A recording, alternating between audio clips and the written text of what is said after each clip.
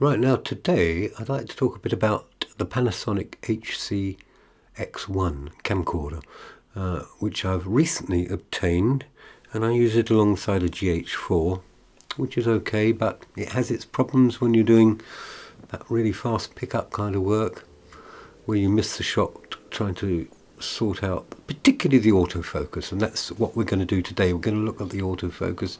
Now this boat must have been about half a kilometre out at sea, and the light was rather beautiful, so I just let it hang there.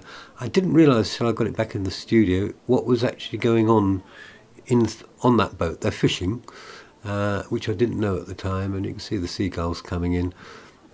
When I was shooting it, it was just it was live, it was a speck on the horizon. And you can actually see the fish jumping in the water. And in the viewfinder, I could barely see the boat. I set the camera up mainly using the autofocus and then pulling back onto manual if I needed to tweak it. Here's another fishing boat, look. And that scene in the distance is about 5 kilometres away. And I think the autofocusers cope quite well with that one. I'm going to test it even harder in a bit with some other scenes. Thought I'd try a few confusing things running in front of it. It seems to stick happily on the centre bit, although I must admit we did have a lot of light, and I had a 1/64th ND on.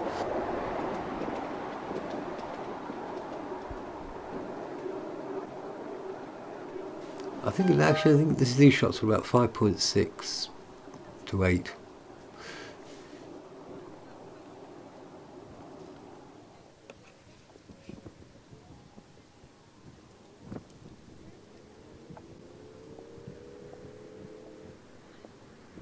This is an interesting test. A tilt down, probably the most difficult thing for an autofocus to do, and it kept it very well. Here's one. It sort of locks on to, well, it does do, there is a setting for tracking, face tracking, and when it locks on to something, it does seem to favour locking onto a moving object, which is jolly useful as far as I'm concerned. This scene would have been a couple of 100 yards away. I was using a Manfrotto 502 tripod head, just on some ordinary old legs. And on a wide shot it doesn't really test the autofocus too much, because everything's pretty well in focus anyway.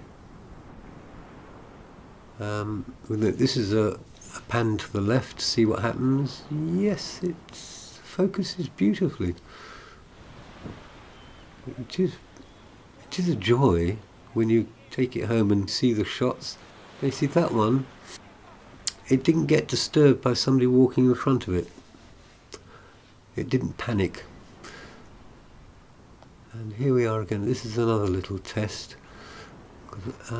This one, I wanted to see what happens if somebody walked through a shot that was in focus, and you can see it goes zing into focus, and it says, no, I've had enough of that, I'm going back to the focus on the longer shot.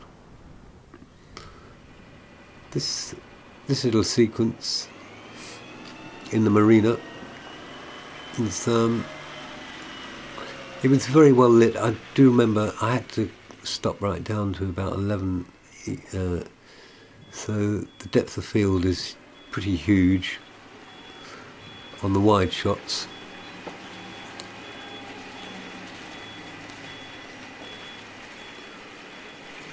But I went in to do some close-ups in a minute. It wasn't just the autofocus I wanted to check, it was also the quality of the shot. What does it look like? And the shot here was very contrasty. It was very bright light, and there were a lot of shadows, so it's quite a good test, I think. And I didn't apart from just tweaking the global levels for the whole program down to get them within range, I didn't do any other kind of grading. I didn't have to change the levels on any one particular.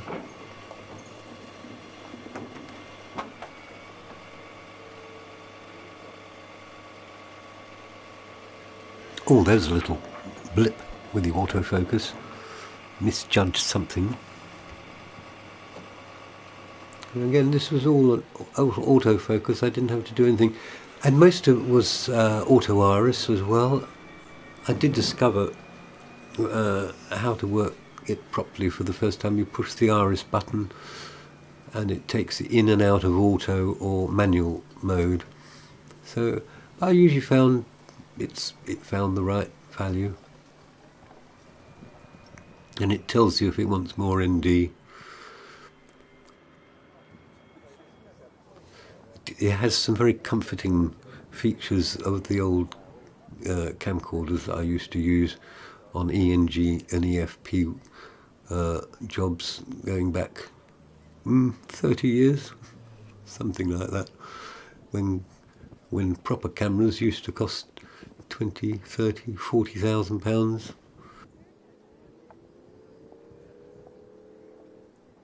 Right, a couple of shots up the creek.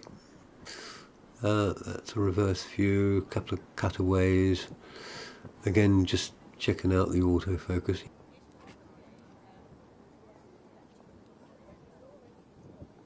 And this is very informative because as the bird flies across the tree, the autofocus wants to go for the tree.